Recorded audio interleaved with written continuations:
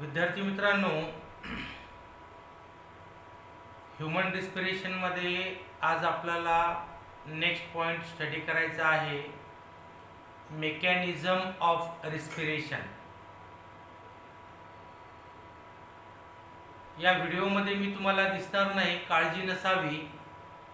मी अजून करोनाग्रस्त परिस्थितीमध्ये आहे आणि माझा आवाज तुम्हाला ओळखीचा वाटत असेल. मी तुमच्याशी बोलणार आहे. काही टेक्निकल प्रॉब्लेममुळे हा व्हिडिओ मी 2 ठिकाणाहून अपलोड करत आहे, त्याच्यामुळे माझा आवाज ऐका आणि ह्या ॲरोवर कॉन्सन्ट्रेट करा. तर आपला आजचा पॉईंट आहे mechanism of respiration. Mechanism of respiration म्हणजे काय? ॲक्च्युली मेकॅनिझम ऑफ रिस्पिरेशन म्हणजे working of respiration, means how respiration works. म्हणजे ॲक्च्युअल रिस्पिरेशन कशा पद्धतीनं होतं. या मेकॅनिझम ऑफ रिस्पिरेशनमध्ये आपल्याला 4 पॉईंट स्टडी करायचे आहेत. First one breathing, second external respiration, third internal respiration, fourth cellular respiration. असे एकूण 4 पॉईंट आपल्याला स्टडी करायचे. पुन्हा एकदा ऐका. First breathing, second external respiration, third internal respiration, fourth cellular respiration. So now discuss the first point, breathing. आणि तुमच्या समोर ब्रीदिंगशी रिलेटेड 2 डायग्रॅम्स तुम्ही ऑब्झर्व करत आहात. त्या 2 डायग्रॅम्सला चांगल्या पद्धतीनं ऐकत ऑब्झर्वेशन करून ठेवा. तर पहिल्यांदा आपण ब्रीदिंगची डेफिनेशन बघूया. What is mean by the breathing? Breathing means intaking of O2 and releasing of CO2 is called as breathing. ब्रीदिंगचा अर्थ आहे ऑक्सिजनला बॉडीच्या आतमध्ये घेणे आणि CO2ला बॉडीमधून बाहेर टाकणे. या प्रोसेसला आपण ब्रीदिंग असं म्हणतो. या ब्रीदिंग मेकॅनिझममध्ये 2 फेनॉमेनॉन्स अथवा 2 प्रोसेसेस इन्व्हॉल्व होतात. पहिली प्रोसेस आहे इन्स्पिरेशन आणि दुसरी प्रोसेस आहे एक्सपिरेशन. तुम्ही आता या ठिकाणी 2 डायग्रॅम ऑब्झर्व करताय. जी पहिली डायग्रॅम आहे ती इन्स्पिरेशनची आहे. ही डायग्रॅम इन्स्पिरेशनची आहे आणि सेकंड डायग्रॅम जी आहे ती एक्सपिरेशनची आहे. आता यामध्ये फर्स्ट पॉइंट आपण बघूया.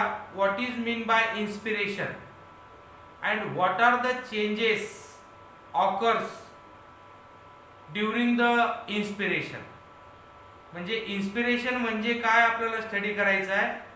आणि इन्स्पिरेशन प्रोसेस घडत असताना आपलं लंग्स, आपल्या रिब्स, आपलं thoracic region, intercostal muscles, diaphragm यांच्यामध्ये काय काय चेंजेस होतात हे आपल्याला ह्या पहिल्या डायग्रॅममध्ये स्टडी करायचं आहे. आता सगळ्यात महत्त्वाची प्रोसेस लक्षात ठेवा की ही जी प्रोसेस आहे इन्स्पिरेशन, ही ॲक्टिव्ह प्रोसेस आहे. याचा अर्थ काय? What is mean by active process? Why inspiration is the active process? Because try to understand, active process requires energy.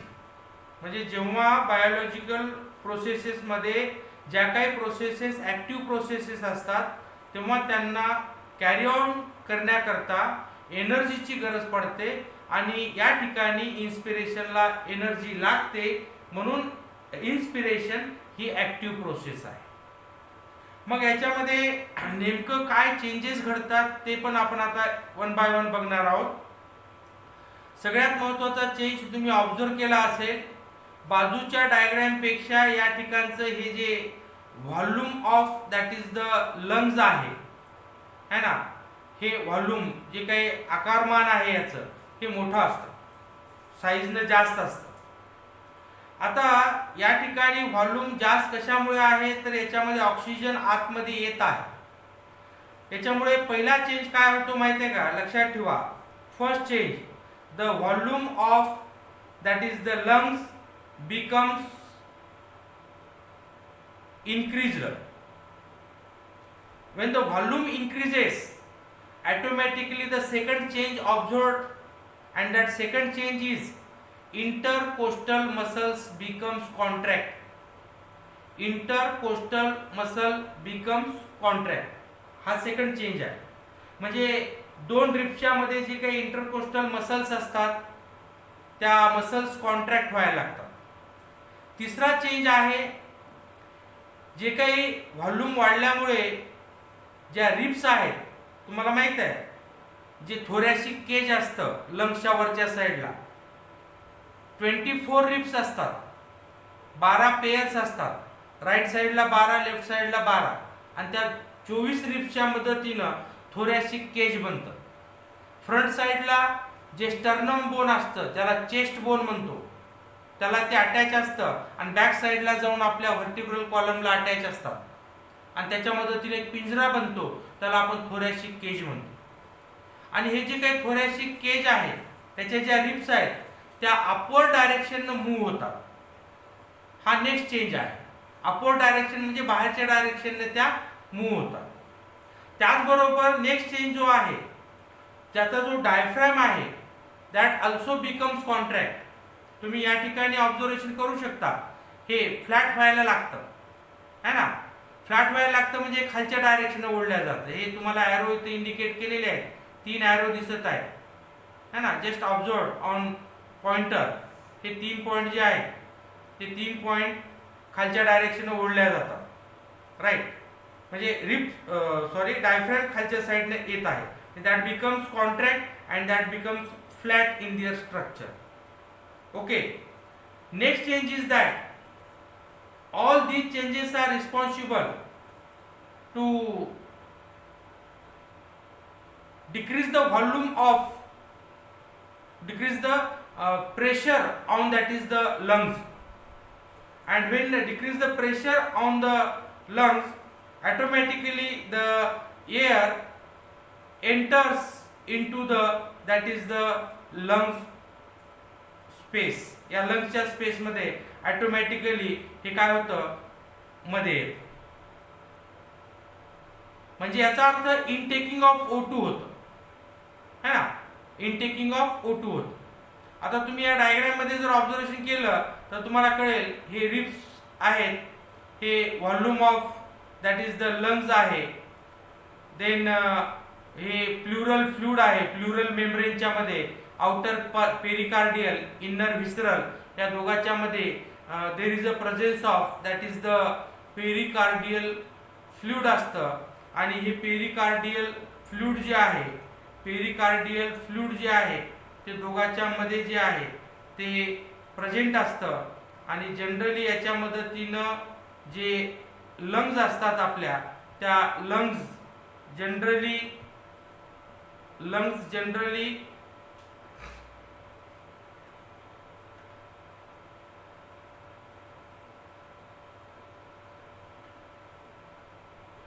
Contraction आणि रिलॅक्सेशन इझी गोईंग करत असतात. त्याचबरोबर प्लुरल मेम्ब्रेनच्या वरच्या साईडला या ठिकाणी बघताय ट्रॅकिया अटॅच झालेला आहे. त्याच्यानंतर हे जे काही बाहेरच्या साईडला इकडली साईड जे रिब्स आहेत त्या अपवर्ड डायरेक्शन दाखवल्यात. खालच्या साईडला हा डायफ्रॅम आहे आणि खालच्या साईडला हे पुल झालेले आढळून येतात खालच्या डायरेक्शन मध्ये. आणि हे ॲरो जे आहेत ते एअर साठी दाखवलेत, air rashes inside the lungs. This is called as the inspiration.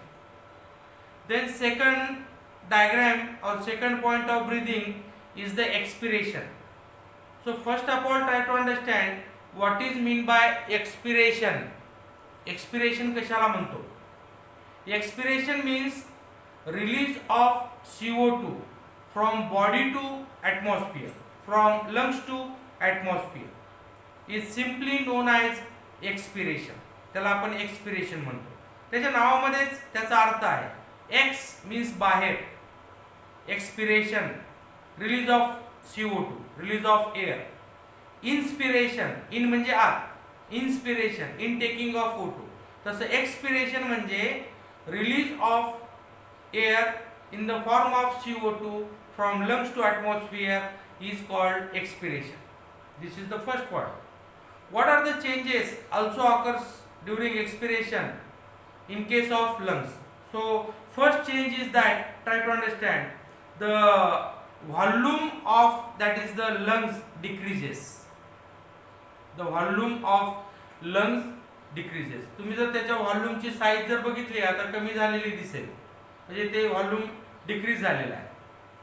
त्याचबरोबर याच्यामधल्या ज्या इंटरकोस्टल मसल्स असतात that becomes relaxed. Intercostal muscles becomes relaxed. याच्यामधल्या इंटरकोस्टल मसल्स या रिलॅक्स होतात. त्याच्यामुळे the ribs are pull inward in direction. त्याच्यामुळे त्याच्या रिब्स जे असतात ते आतल्या डायरेक्शन ओढल्या जातात. त्याचबरोबर याच्यामधलं व्हॉल्यूम कमी झाल्यामुळे हा जो काही डायफ्रॅम आहे, हा डायफ्रॅम जो आहे तो डोम शेप्ड स्ट्रक्चरचा बनतो.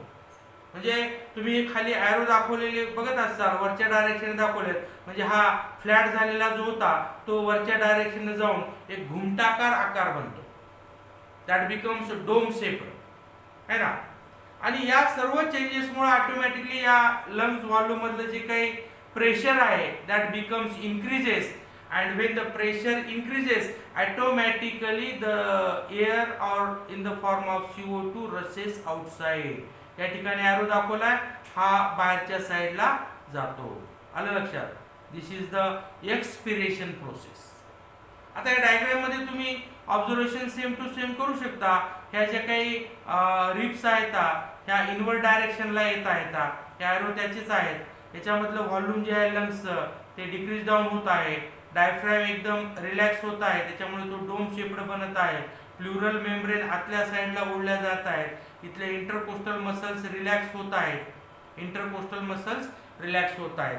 आणि म्हणून जनरली तुम्ही जर या डायग्राम मध्ये ऑब्झर्वेशन केलं तर तुम्हाला कळेल की same to same phenomenon inspiration प्रमाणे तुम्हाला आढळून येतो आणि सेम टू सेम एक्सपिरेशन त्यामध्ये घडत असतं. या दोन डायग्राम मध्ये तुम्हाला आता डिफरन्स कळालेला असेल आणि त्याच्यानुसार ही जी काही एक्सपिरेशन आहे ते एक्सपिरेशन पॅसिव्ह प्रोसेस आहे. Why it is called as the passive process? Because this process does not required energy. या प्रोसेसला कॅरी ऑन करण्याकरता एनर्जी लागत नाही आणि म्हणून या प्रोसेसला आपण काय म्हणतो? पॅसिव्ह प्रोसेस असं म्हणतो. हा पहिला पॉइंट आहे. In case of that is the breathing, that is simply called as the inspiration and expiration. Second point याच्यामधला जो आहे तो सेकंड पॉइंट आहे एक्सटर्नल रिस्पिरेशन. External respiration. आता हा जो काही एक्सटर्नल रिस्पिरेशन आहे, हा एक्सटर्नल रिस्पिरेशनचा पॉइंट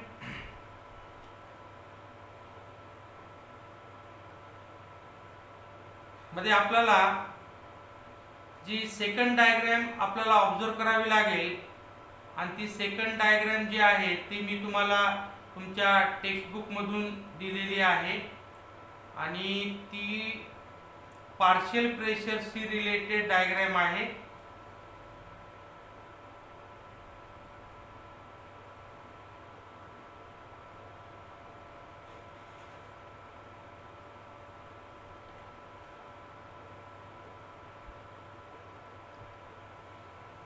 ही सुद्धा डायग्राम तुम्ही ऑब्झर्व करू शकता.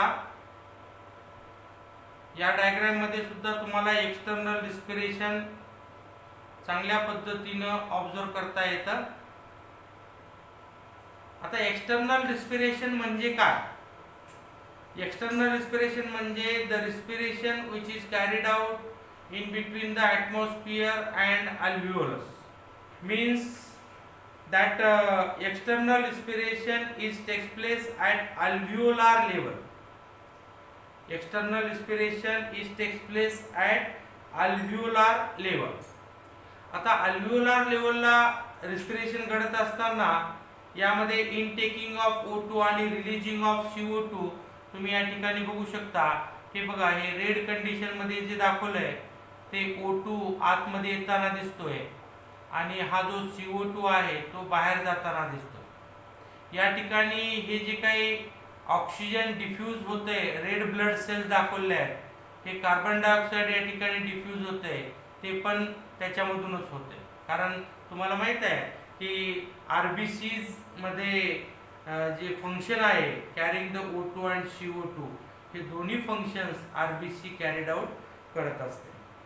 तर हा ब्रीदिंग मधला सेकंड पॉइंट जो आहे तो डिफ्युजन ह्या फिजिकल प्रोसेसच्या मदतीनं कॅरीड आउट होतो. डिफ्युजन म्हणजे जे काही सोल्यूट्स असेल that is carry on from higher concentration to their lower concentration. आणि तुमच्या बुक्समध्ये दिलं आहे पार्शियल प्रेशर जे असतं ते पार्शियल प्रेशर कॅपिलरीज आणि अल्व्हिओलस दोन्ही कंडिशन तुम्हाला या ठिकाणी दिलेले आहेत. हा बघा, या ठिकाणी रिस्पिरेटरी कॅपिलरीज आहेत है ना, रिस्पिरेटरी कॅपिलरी, आणि हे अल्व्हिओलार मेम्ब्रेन आहे. या दोन्हीमध्ये जर तुम्ही बघितलं, कारण alveolus is get covered by means of the capillaries and both alveolus as well as the capillaries are very much thin walled. अतिशय त्यांची मेम्ब्रेन ही पातळ असते आणि सहज हे डिफ्युजन प्रोसेस याच्यामध्ये कॅरीड आउट होत असतं. आणि म्हणून या डायग्राममध्ये जनरली जर बघितलं तर जे पार्शियल प्रेशर आहे CO2चं ते कॅपिलरीजमध्ये असतं 45 mmHg, आणि पार्शियल प्रेशर जे अल्व्हिओलसमध्ये असतं CO2चं ते असतं 40 mmHg. तर आता 45 to 40 mmHg जे पार्शियल प्रेशर आहे त्याच्यामुळे CO2चं ट्रान्सफर या डिफरन्समुळे काय होतं, due to the difference of CO2 that CO2 diffuses, due to the difference in the partial pressure that CO2 diffuses from capillaries to alveolus. Capillaries मधून कशामध्ये, अल्व्हिओलस मध्ये डिफ्यूज होतं, आणि अल्व्हिओलस मधून इथे दाखवल्याप्रमाणे हे बाहेरच्या डायरेक्शन मध्ये जातं, हे बाहेरच्या डायरेक्शन मध्ये रेशिश आउट. त्यानंतर सेकंड पॉइंट जो आहे डिफ्युजनचा तो म्हणजे partial pressure of oxygen 40 mmHg असतं कॅपिलरीज मध्ये, आणि पार्शियल प्रेशर ऑक्सिजनचं जे आहे ते 104 mmHg अल्व्हिओलस मध्ये असतं. याच्यामध्ये सुद्धा डिफरन्स आहे 40 आणि 104. तर याच्या डिफरन्समुळे नेमकं काय होतं, पार्शियल प्रेशरच्या due to the difference of partial pressure oxygen diffuses from alveolus to capillaries. Try to understand here, observe, alveolus to capillaries. ये देखो, ये ऑक्सिजन जे आहे ते अल्व्हिओलस आहे, अल्व्हिओलस मधून कुठे येतंय, कॅपिलरीज मध्ये येतंय, म्हणजे त्याच्या ब्लड मध्ये येतंय, म्हणजे ब्लड सेल्स मध्ये येतंय. हे पार्शियल प्रेशरच्या डिफरन्समुळे घडून येणारी बाब आहे. ह्या दोन्ही गोष्टी तुम्हाला पुस्तकामध्ये सुद्धा पार्शियल प्रेशरचे जे क्वांटिटीज आहेत त्या तुम्हाला ऑब्झर्व करता येतील, त्या तुम्ही ऑब्झर्व करून घ्यायच्या, त्याला चांगल्या पद्धतीने रीड करायचं. आणि याच्या अगोदर एक मी व्हिडिओ डाउनलोड केलेला आहे, तो म्हणजे रिस्पिरेटरी सिस्टीमचा इन डिटेल व्हिडिओ आहे, सगळ्यांनी ऑब्झर्व करायचा. आणि आतापर्यंत झालेल्या ज्या टोटल डायग्रॅम्स आहेत त्या टोटल डायग्रॅम्स ड्रॉ करायच्या आणि मला त्या सेंड करायच्या, त्या मी ऑब्झर्व करेल आणि तुम्हाला त्याच्यामध्ये काही चूक वगैरे असेल तर तुम्हाला सांगेल. Okay, thank you.